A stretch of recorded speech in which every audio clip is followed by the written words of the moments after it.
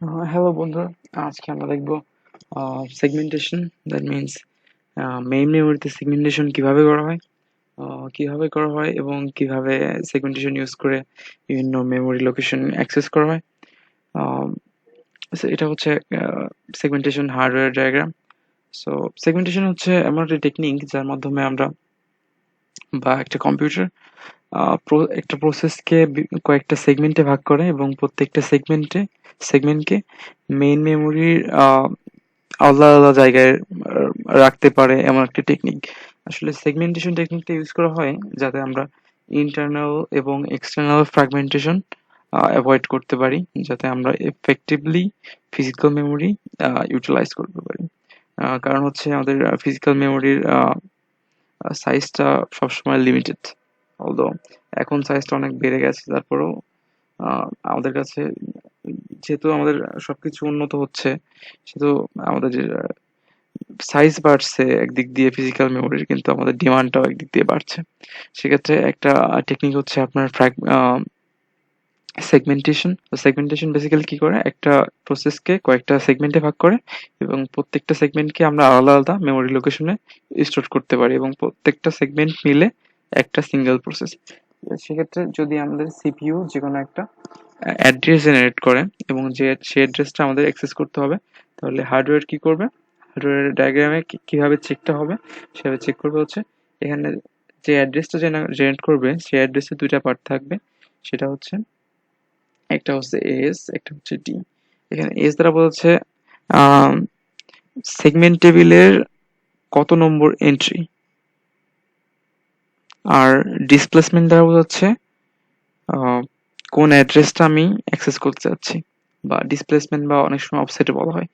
So ধরুন যে আমি এমন একটা অ্যাড্রেস দিলাম যেটার সেগমেন্ট টেবিল এন্ট্রি আছে 1। সেক্ষেত্রে কি করলো, এখান থেকে এই এসটা নিয়ে প্রথমে চেক করলো টেবিলের কোন এন্ট্রির সাথে মিলছে। যদি না মিলে সেক্ষেত্রে ইনভ্যালিড এবং সামনে আগাবে না। যদি মিলে যায়, ধরুন আমাদের 1 নম্বর এন্ট্রির সাথে মিলে গেছে, তখন কি করবে, 1 নম্বর এন্ট্রির যে লিমিট ভ্যালুটা আছে, লিমিট ভ্যালুটা কোথায় নিয়ে আসবে, লিমিট ভ্যালুটা এখানে নিয়ে আসবে এবং এখানকার যে ডিসপ্লেসমেন্টটা ছিল এবং ডিসপ্লেসমেন্টের সাথে লিমিটটা কম্পেয়ার করবে এবং অবশ্যই ডিসপ্লেসমেন্টটা 0 এবং লিমিটের মধ্যে হতে হবে। অর্থাৎ এখানে লিমিটটা হচ্ছে ডিসপ্লেসমেন্ট থেকে বড় হতে হবে। আর যদি এটা ট্রু হয় সেক্ষেত্রে আমরা সামনে আগাবো, যদি ফলস হয় তার মানে এটা হচ্ছে একটা ইনভ্যালিড অ্যাড্রেস যেটা আমি অ্যাক্সেস করতে চাচ্ছি। সেক্ষেত্রে একটা ট্রাপ জেনারেট করবে। ট্রাপ আসলে বলার দরকার নাই, আপনারা অবশ্যই জানেন ট্রাপ জিনিসটা কি। সেক্ষেত্রে একটা ট্রাপ জেনারেট করবে।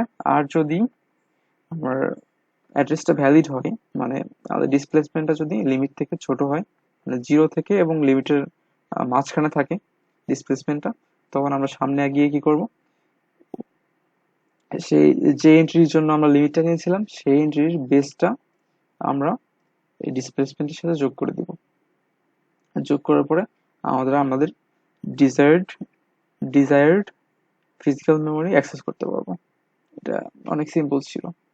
আশা করি আপনারা সবাই বুঝতে পেরেছেন। এখন আমরা একটা এক্সাম্পল দেখবো সেগমেন্টেশন।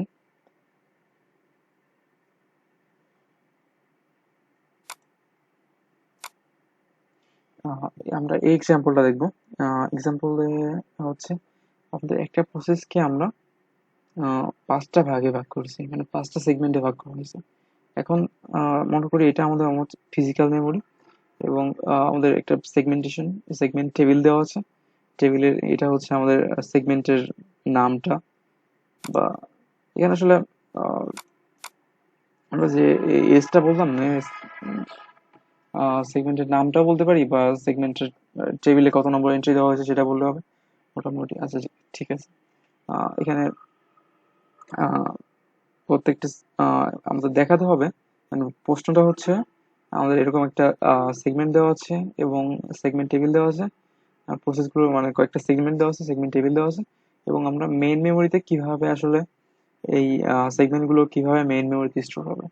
সেক্ষেত্রে আমাদের 0 নম্বর আমরা সেগমেন্টে চলে যাই ফার্স্টেই। এখানে লিমিট দেওয়া হচ্ছে 1000 আর বেসটা হচ্ছে 1400। সেখানে আমরা এখানে 1400 থেকে শুরু করলাম।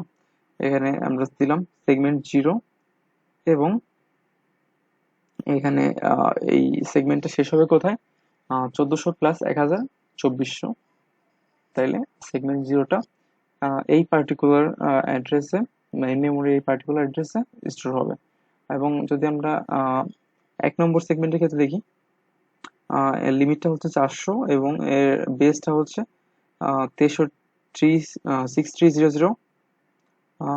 তাহলে সেগমেন্ট ওয়ান শুরু হবে হচ্ছে 6300 থেকে, এর লিমিটটা হচ্ছে 400, মানে হচ্ছে 6700। আবার যদি সেগমেন্ট 2 দেখি, সেক্ষেত্রে সেগমেন্ট 2 হচ্ছে লিমিট 400, শুরু হচ্ছে 4300 থেকে। সেগমেন্ট 2 4300 থেকে শুরু হচ্ছে এবং শেষ হচ্ছে 4300 প্লাস 400 4700। একইভাবে সেগমেন্ট 3 শুরু হচ্ছে, সেগমেন্ট 3 এর বেসটা হচ্ছে 3200 এবং লিমিটটা হচ্ছে 1100। তাহলে শুরু হবে 3200 থেকে এবং চলবে কতক্ষণ পর্যন্ত, মানে স্টোর কতটুকু জায়গা নেবে? 3200 প্লাস 1100 4300। একইভাবে সেগমেন্ট 4 শুরু হবে হচ্ছে 4700 থেকে এবং এর লিমিটটা হচ্ছে 1000 4700 প্লাস 1000 5700। ঠিক এইভাবে আসলে সেগমেন্ট গুলো মেইন মেইন মেমোরিতে স্টোর হয়। আসলে এটাই ছিল হচ্ছে আপনার সেগমেন্টেশন। অনেক ধন্যবাদ। বাই।